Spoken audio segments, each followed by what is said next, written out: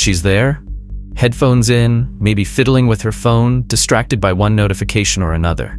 You're just a few steps away, in a cafe, a bookstore, maybe in a line somewhere. And at that moment you feel, if you open your mouth now, you'll sound like just another guy. Just another man trying to start a conversation. Just another guy she's learned to ignore without guilt. This is where 98% of men back off, and 2% make history. Sexual tension isn't born from touching or from direct flirting. It's born from contrast. It starts when you appear in her world as an unexpected event, not a predictable attempt at conquest. The mistake most people make is thinking that seduction is something you turn on when you decide to flirt. But the true seducer is the one who carries tension in his body before he even says a word. He's the interruption of boredom itself. The strange factor that creates a micro short circuit in her monotonous reality. And believe me, this can happen anywhere. You don't need a party, a drink, or an elaborate look. You just need to know how to control the mood. Because what seduces is not the external context. It's the internal narrative you provoke in her. And that starts with the right look at the wrong time. Imagine two actors in a movie. They're sitting in silence in a waiting room. One looks at the other. There's no music, no speech, no sign of romance. But the director gives a subtle order. Hold your gaze for a second longer, then smile, but not with your lips, with your eyes. That scene would be memorable, because even without words, the mood would change. That's the secret, creating a micro-environment where the mood changes, where time slows down for a second, as if something invisible had happened. Something that no one around noticed, but she felt, and she can no longer ignore it. But that requires mastery. Because the neutral environment, the common scenario, is where sexual tension becomes an advanced art. The man who can generate desire in silence under the cold light of a supermarket is the same man who can give you goosebumps at a party without laying a finger on your neck. Why? Because he carries intensity. This type of energy is almost animal, primal, but controlled. A type of vibration that communicates without words. I saw you, not as someone who passed by, but as someone who interested me. And I'm letting you see that without asking for permission. And that's what turns sexual tension into a hypnotic experience. But don't confuse this with staring. The tense gaze is not invasive. It's receptive, but firm. It's a gaze that doesn't look away with guilt, but also doesn't impose itself with arrogance. It's the gaze of someone who has presence. And presence in this game is worth more than appearance. Faye Alves called this the pause before the orange juice. He asked for a juice, but pretended to be distracted. He created a micro-ritual where what seduced was not the request, but the rhythm. It was the breaking of expectations, the subtle intention hidden between pauses and glances. And what seemed natural was completely strategic. This is the paradox. The more rehearsed you seem, the less tension you generate. The more natural your control over the atmosphere, the more tension you create. Because sexual tension is not a product of explicit desire. It is the result of doubt, of that unspoken question, is he interested, or is it just naturally this way? And this brings us to a powerful philosophical principle. Mystery moves more than certainty. Nietzsche said, "What is good? Anything that increases power." And what increases social power faster than provoking desire without ever openly declaring it? This is where the neutral environment becomes your greatest weapon. Because while all men wait for the right place to show interest, the true master of tension creates the space. He doesn't wait for the environment to favor his desire. He introduces desire into the environment. He sabotages normality with presence. And women, biologically trained to perceive social dissonances, pick up on this instantly. She feels the change, even if she doesn't understand it rationally. And that's when she starts to imagine. You could be at the checkout counter at the pharmacy. You could be in a co-working space, in a shopping mall coffee shop, or at a conference table. If you master this energy, the energy of I did nothing but did everything, you put her in a state of sensory alert. And a woman who is alert is an attentive woman, attentive to what you do, to what you don't do, and most importantly, to what you're thinking that you didn't say. It's in this void that sexual tension grows, in the space between what you do and what you avoid. But why does this work? Because the human brain hates blank spaces. It needs to fill in the gaps. So when you provoke an emotion without verbalizing intention, her brain fills in the rest with assumptions, interpretations, and, if you're good, fantasies. And there is no seduction more powerful than the fantasy created in the mind of the one who desires. It is always stronger than the spoken phrase. The artist does not need to paint the woman naked. All it takes is a shadow, a line, a falling cloth, and desire builds in the mind of the one who sees it. In the same way, you do not need to talk about sex to generate sexual tension. You only need to carry a vibration that suggests depth, intention, and instinctive elegance. Now comes the critical part.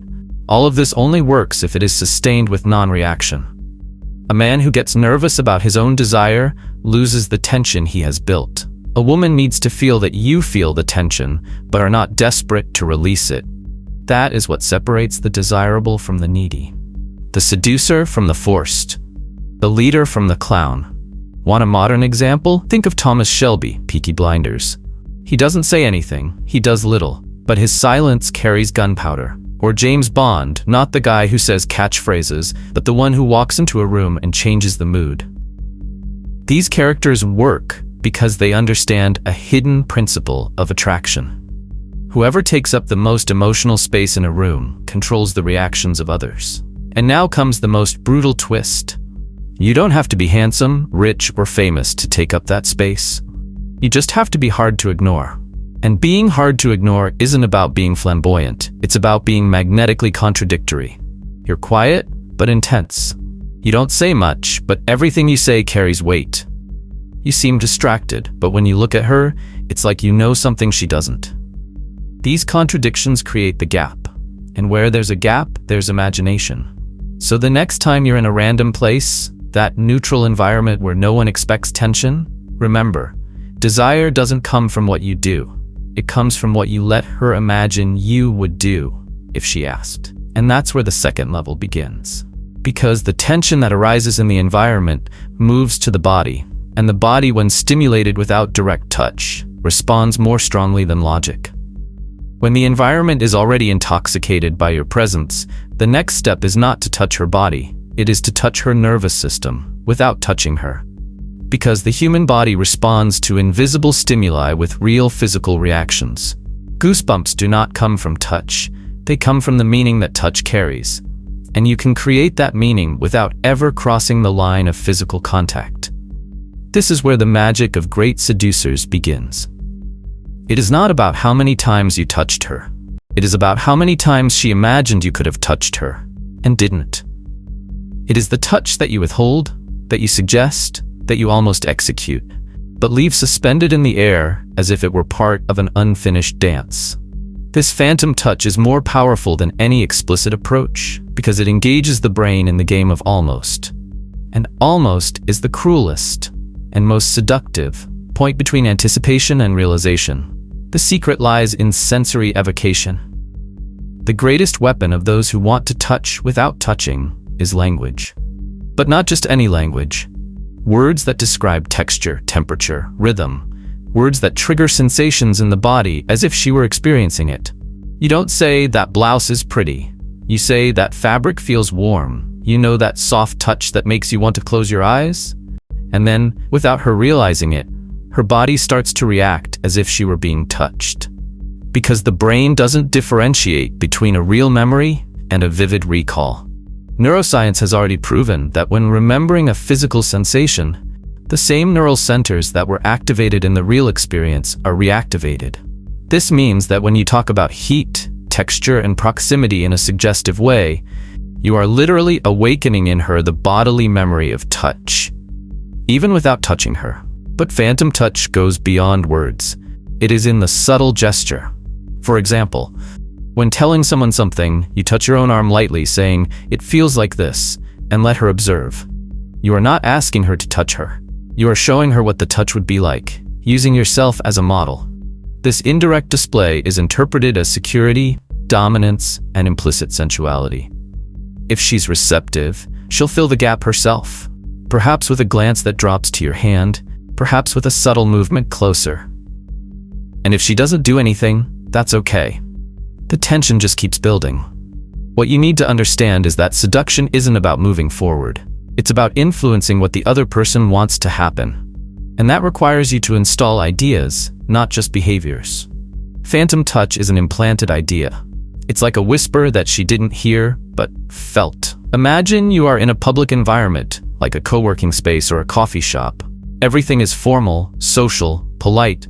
But there, between one exchange of glances and another, you mention something like, "It's funny how certain people have that kind of presence that you feel even before you touch them. There are people who just walk by and give you goosebumps. You're not talking about her, but you are. You're not talking about touching, but you are. You just planted the image, and her body will react to the suggestion." This is the power of oblique communication. Nietzsche once said, "The greatest style is the one that says everything without having to name anything." Seduction is exactly that, saying it with tone, with a look, with a pause, not with words. Most men play a game trying to make a woman react to him. But the true seducer enters the field of suggestion. He talks about sensations, activates memories, creates body metaphors, talks about things that her body understands before her brain even accepts them. He installs fantasies like someone planting seeds. And every woman who is fertile in emotion will germinate this with her own images. When she starts to associate you with sensations, and not with declarations, she begins to feel your presence even in your absence. And that is the turning point. Because then she is no longer observing you, she is remembering you in a way she cannot control. Every little pause of yours, every ambiguous choice of words, every almost gesture that was not completed, begins to echo in her sensory memory. You become not only someone interesting, you become someone sensorially significant. And when a woman begins to feel you in her own body, the rest is automatic. But be careful. This game does not work if you seem mechanical or desperate to be noticed. Phantom touch is effective when it comes from an authentic place. You need to be comfortable with the idea of not touching. You need to enjoy tensing the air, not rushing to the result. Because the more you enjoy the suspense, the more she immerses herself in the game. And that is when the mood becomes intoxicating. Phantom touch also works with stories. You tell a scene where someone is surprised by a touch, a shiver, a slight tug of the hand, a sudden heat. When narrating this scene, use words that describe the body, the reactions. Make her imagine it, not just hear it. The trick is to make her see herself in that scene. Her body will react even without realizing it. There is a passage in Neil Strauss's The Game where the best pickup artists did not touch their students or targets directly. They guided them emotionally with metaphors, images, and small sensory instructions. Something like, imagine if someone put their hand here. Or you know when someone comes up behind you and grabs you slowly. These images were powerful weapons because the body does not know how to distinguish the real from the vivid. And even more powerful when you combine phantom touch with a neutral environment. When you create tension in a place that does not allow tension. This generates such intense emotional dissonance that her brain goes into a state of alert. Why am I feeling this here, now? This shock is the catalyst for desire. Because all excitement comes from a sudden imbalance between context and emotion. It's like dancing a tango in the middle of a library. No one expects it, but when it happens, no one forgets. So practice the art of subtle presence. Speak little, use phrases with double meanings. Comment on sensations naturally. Touch your own body calmly when you demonstrate something. Smile as if you were keeping a secret. Look as if you were scanning the soul, not the body. And most importantly, don't be in a hurry. Impatient men create discomfort. Men who know how to take advantage of suspense create fascination. The tension is not the kiss, it's what comes before the kiss. It's the look that explodes in the silence, the joke with pause, the unspoken compliment, the almost touch. Women live for this. They are emotionally trained to interpret these details, and when they find a man who has mastered this invisible game, he becomes irresistible. Not because he forces her, but because he provokes her without ever compromising the mood. He is the creator of the mystery, the author of the script that she begins to want to star in. And when her body has been touched 1,000 times by ideas, the first physical touch seems inevitable. It seems right. It seems necessary. But it's not time yet. You've created the mood, You've touched without touching, you've spoken without saying. Now the final ladder is missing, the invisible progression that leads to the kiss. Because a kiss that needs to be asked for shouldn't be given. And a true master of tension makes the kiss happen as if it were her idea. But to do that, you need to understand the invisible ladder. And that's what we're going to talk about now. Getting to the kiss was never the problem. The problem is getting there without asking, without breaking the spell with a soulless phrase like, "Can I kiss you?" Because asking is admitting that you didn't read the mood, didn't pick up on the signals, didn't feel the moment. Asking is placing on her the weight of the decision that should be the responsibility of the tension you built. And poorly constructed tension turns into embarrassment. But well-managed tension turns into desire. Enough desire for the kiss to be inevitable, not proposed. The invisible staircase begins before the first lingering glance and ends at the exact second your lips touch hers and you both realize there would be no other possible outcome. It is a progression carefully constructed by layers of language, energy, leadership, and emotional response. It is the art of leading without seeming to be leading. A silent game where you install permissions in her unconscious until doubt is overcome by surrender. But this staircase is not made of fixed steps. It is made of reactions. It is the constant reading of the body, the tone of voice, the timing. And that's why she's invisible, because there's no script, there's sensitivity and intention, there's consistency and silence. And there's, above all, a kind of courage that's unhurried. The courage to hold the tension when everything in you screams for release. This is where most people fail. Let's start at the bottom, at the first rung, the long gaze with a pause in the speech. The moment when you stop talking, not for lack of subject matter, but by strategic choice. You blurt out a sentence that suggests more than it delivers. Something like, "There are things that don't need to be said," right? And instead of continuing, you let the silence set in. You look at her. First in the eyes, then briefly at her mouth, and back to her eyes. Without exaggeration, without forcing, just as if to hint at an answer. This prolonged silence is an invitation for her body to take over the conversation. And if she doesn't look away or smiles slightly or bites her lip lightly, the ladder has started to climb. The second rung is the micro-touch with contextual purpose. No holding hands, running your hand through her hair, or hugging out of the blue. You start with a symbolic touch, a high five for a joke, a touch on the shoulder to get attention during a story, a playful nudge. Her body understands this as a safe touch, a touch without pressure. But if she doesn't pull away, if she responds with laughter or returns the gesture, her body is saying yes, even if her mind is still deciding. Now comes the third step. Touch with leadership. You begin to gently direct her body, something as simple as pulling her arm to get her out of someone's way, or putting your hand on her back to guide her between people. This activates a primal sense of direction, of protection. Women biologically respond to this gesture as a sign of safety, as long as it's done naturally and calmly. If she accepts this touch without stiffness, or even follows the gesture fluidly, you're paving the way for surrender. This is where many men get it wrong. They confuse receptivity with readiness. But you're not done yet. There are still the last steps to take, and they are what differentiate a mechanical kiss from a memorable one. The fourth step is emotional verification. You notice if she is mirroring your gestures, if she is looking at you with the same amount of time as she looks, if she is leaning her body slightly, if she laughs frequently, if she is turning her torso toward you. This is not just body language, it is synchronization. It is the body saying we are dancing to the same music. And when this music is present, the escalation accelerates without you having to force anything. The fifth step is symbolic touch with emotional reward. Here you can say something like, "Seriously, this deserves a hug," and open your arms slowly. Don't invade, invite.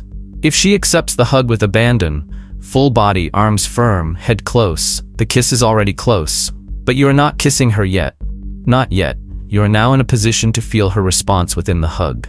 How she breathes. If she touches her cheek, if she stays there for a few seconds, and then, at the exact moment you pull away from the hug, comes the sixth step. The final tense phrase. It could be something like, "If you keep looking at me like that, You're gonna make me kiss you. This phrase is the closing of the riddle. It's the moment when you expose the tension without making it explicit. You're not asking, you're reacting. And you're saying that the kiss isn't your decision. It's a consequence of the chemistry between you. This removes the pressure and makes the kiss a natural part of the sequence. If she smiles, or looks at your mouth, or says nothing, the ladder has already taken you to the edge of the cliff. Now is the time for the final micro move. You move in slowly, without hesitation but without aggression. And even here, you let her body make the final decision. If she doesn't pull away, if her eyes stay fixed on yours, if her lips relax, you kiss. Not with hunger, with presence, with control, with the kind of intensity that shows you could stop at any moment, but you choose to keep going. Because that's the secret. The kiss shouldn't feel like the end of the tension. It should feel like the beginning of another, deeper layer. But what happens if she pulls back? If she turns her face away or breaks off the gesture? You don't lose power. You just take a step down. You smile slightly, change the focus, tell a joke, get back to storytelling. You show that your value is not conditioned on the success of the kiss. That, in itself, reactivates interest, because you've shown that your masculinity doesn't depend on acceptance, and that's magnetic. You can even try again later, because when the ladder is emotional and not forced, it can be taken up again at any time. The tension doesn't go away, it just rests.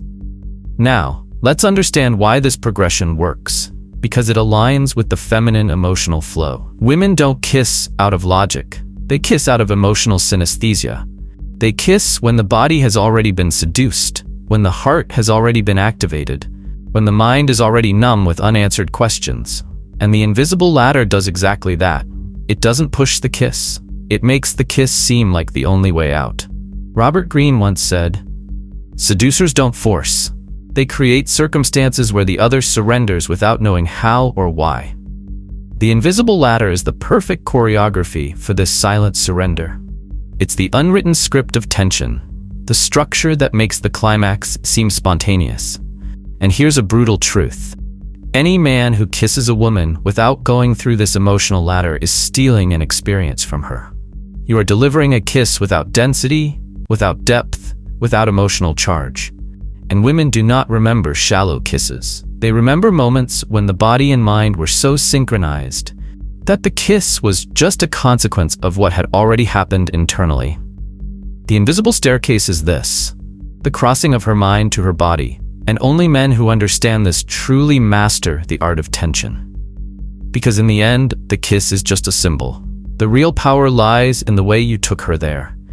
In how much she felt she participated, that she chose, that she desired. A kiss that happens the right way becomes an emotional anchor. It leaves a mark. It generates longing. It generates comparison. She will remember you every time another man tries something similar and fails. And this turns you into something rare, an emotional landmark in her sensory memory. That's why, when you apply this ladder, do it with presence. Do it with intention. Not as someone who seeks a happy ending, but as someone who understands that the kiss is just the beginning of a greater dance. The dance where the body speaks before the mouth, and where silence screams louder than any declaration. You don't just want to kiss, you want to be remembered. And only those who master the tension until the end are remembered with desire. You no longer need to wonder why she didn't kiss you. Why the conversation flowed, the laughter was light, the mood seemed good. And yet, nothing happened. The answer lies in everything you didn't do. In all the silences you filled with too many words. In all the moments that demanded intensity, and you gave away sympathy. Sexual tension is not built with ready-made phrases or superficial techniques. It is an art, a game of invisible layers. A process that begins with the look that stops time, goes through the touch that never happens, and culminates in a kiss that doesn't need permission, because it was already accepted before it happened. The man who masters this sequence doesn't need to be handsome, rich, or famous. He just needs to be impossible to ignore. Because he understood what most people will never learn. The true power of seduction is not in what you do. It's in what you make her feel without understanding why. And now that you know this, the game has changed. You can go into any place, elevator, bar, supermarket, co-working space, and make the air between you two change density. You can make her feel hot even with the air conditioning on, because you understand that seduction is about creating a microclimate between two people while the world outside continues on autopilot. But now, I want to hear from you. What was the most unlikely environment where you felt like you could have created tension and didn't know how to act? Or better yet, when was the moment when she expected something from you and you hesitated? Comment here. We'll turn these mistakes into ammunition for the next videos. And if you want to level up even more, in the next content I'll show you how to make her take the initiative after the first kiss. How to make her want more without you chasing. Because a true master doesn't chase, he attracts. This was your first step to stop being just another one and become the one she can't forget.